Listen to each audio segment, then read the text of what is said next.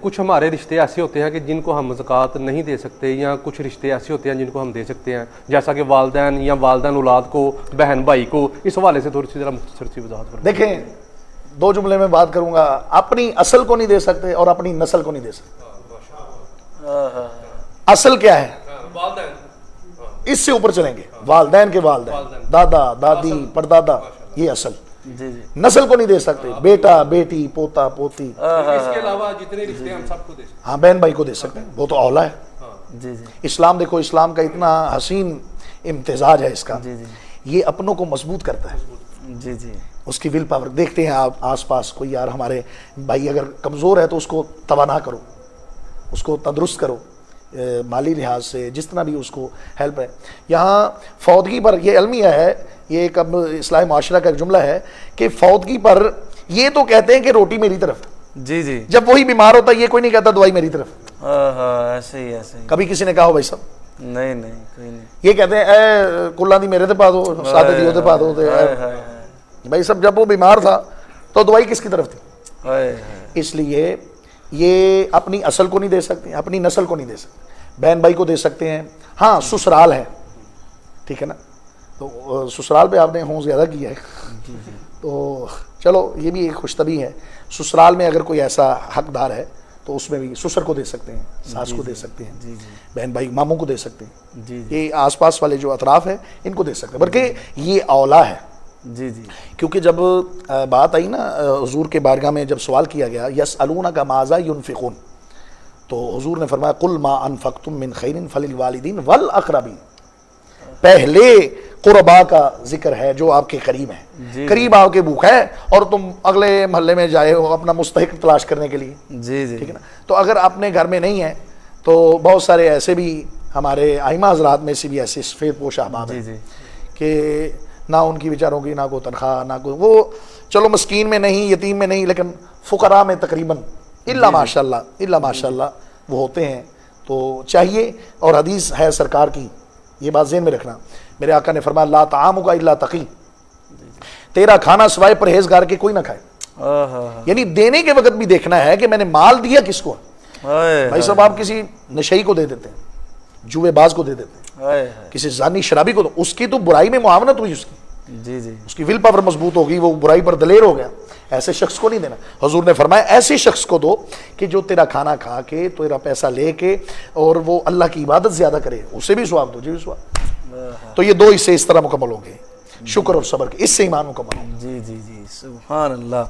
تو آپ نے دیکھا ناظرین، بہت ہی خوبصورت انداز سے مفتی صاحب ہمیں جواب دے رہے تھے. سبحان اللہ.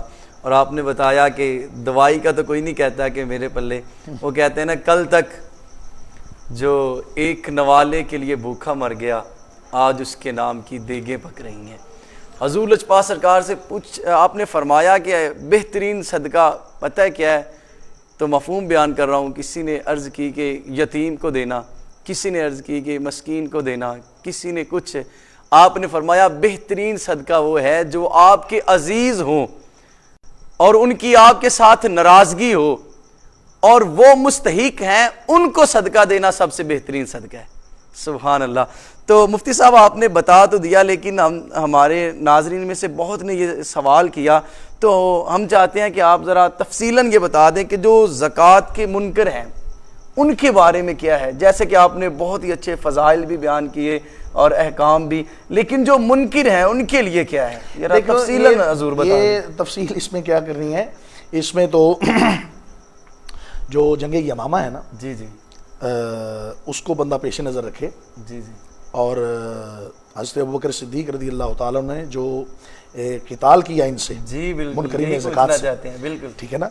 تو دیکھو جناب صدیق اکبر رضی اللہ عنہ، اب دیکھو یہ اس کائنات میں اولین جو سابقون الاولون میں سے ہیں جنہوں نے سب سے پہلے کلمہ پڑھا. اب دیکھو کہ ان کا طریقہ کار کیا ہے، ان کو فالو کریں کہ بھئی جو سب سے پہلے اسلام میں آئے، اسلام کے دھارے میں آئے.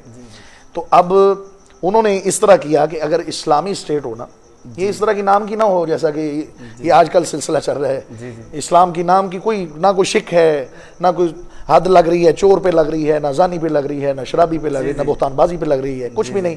اسلام کہتا ہے چور چوری کرے تو ہاتھ کاٹو، یہ کہتے ہیں پرچہ کاٹو، جی بالکل ایسا کہ ایسا تو نہیں نا.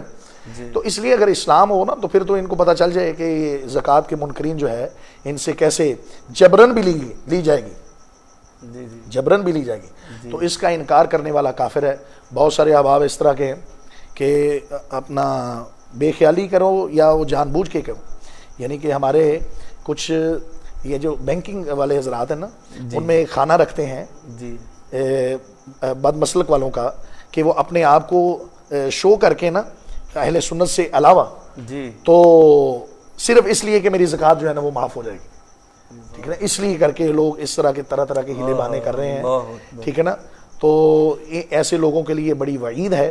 قرآن میں آیا سورۃ توبہ میں اللہ نے فرمایا والذین یکنزون الذھب والفضة، جی جی اور ولا ينفقون فی سبیل اللہ فبشرهم بعذاب علیم، کہ جو مال رکھتے ہوئے سونا چاندی رکھتے ہوئے اللہ کی راہ میں نہیں دیتے، ولا ينفقون، اس کو نہیں خرچ کیا فی سبیل اللہ کی راہ میں، اے محبوب فبشرهم بعذاب علیم، ان کو دردناک عذاب کی جی جی بشارت دے دیں. تو اس لیے حضور نے فرمایا کل قیامت والے دن یہ جو مال ہے نا، مال جی جی یہ سانپ کی شکل میں جی جی جس نے اس کو ادا نہ کیا ہوگا. اچھا ویسے کبھی زکوٰۃ کے لفظ پر ذرا اگر آپ مجھے اجازت دیں تو اس کے معنی پر ذرا غور کریں نا. جی بسم تو یہ اسم با مسمى ہے. جی بالکل زکوٰۃ کا مطلب یہی ہے، لغوی اس کا معنی ہے پاکیزگی، جی پاکیزگی، بڑھنا، گروتھ، آگے سلسلہ کرنا. اور یہ ایسا اسم با مسمى ہے کہ جو اس کو ادا کرتا ہے وہ دو کام کرتا ہے، یعنی اس زکوٰۃ سے اس کے دو کام ہو جاتے ہیں. کرتا وہ ایک کام ہے اور دوسرا خود بخود ہے. کیا؟ ایک تو مال پاک بھی ہو جاتا ہے، دوسرا بڑھنا بھی شروع ہو جاتا ہے، سبحان اللہ، بڑھنا بھی شروع ہو جاتا ہے. تو لہٰذا منکرین زکوٰۃ اس پر توجہ کریں. جی جی سادہ نہیں آ رہے نا، ٹھیک ہے نا، یہ دنیا عارضی ہے. جی اس لیے جنہوں نے سابقہ سالوں کے حوالے سے بھی زکوٰۃ نہیں دی، یہ رمضان میں بہترین پیکج ہے کہ وہ اپنا حساب لگائیں اور اس رمضان میں اس کو ادا کریں. خدا بھی راضی ہو جائے گا اور مدینے والا مصطفیٰ بھی راضی ہو جائے گا. جی جی سبحان اللہ. تو ناظرین، جیسا کہ ہمارا پروگرام اختتام کو پہنچا، آپ نے سوالات کیے اور الحمدللہ مفتی صاحب نے وہ جوابات دیے. تو میں اپنی انتہائی تہ دل سے شکریہ ادا کرتا ہوں مفتی صاحب کا اور محمد عمر یاد صابری صاحب کا، جنہوں نے آج ہمیں وقت دیا. تو آج کے لیے ہمارا پروگرام اتنا ہے. آج کا ہمارا موضوع جیسے کہ بڑا عظیم موضوع تھا، صدقہ فطر اور زکوٰۃ کا موضوع. انشاءاللہ کل ملیں گے ایک نئے موضوع کے ساتھ اور نئے مہمان کے ساتھ. آج کے لیے اتنا کافی ہے. اور بتاتا چلوں، میں اپنی پوری ٹیم کا شکریہ ادا کرتا چلوں، جن میں ماجد سلیم موویز والے، عدیل سیفی ساؤنڈ سانگلیل والے، خرم شہزاد KST ڈیکوریشن والے اور رحمان جانی ڈیکوریشن والے، میں سب کا شکریہ ادا کرتا ہوں. اللہ ہم سب کا حامی و ناصر. السلام علیکم ورحمۃ اللہ وبرکاتہ.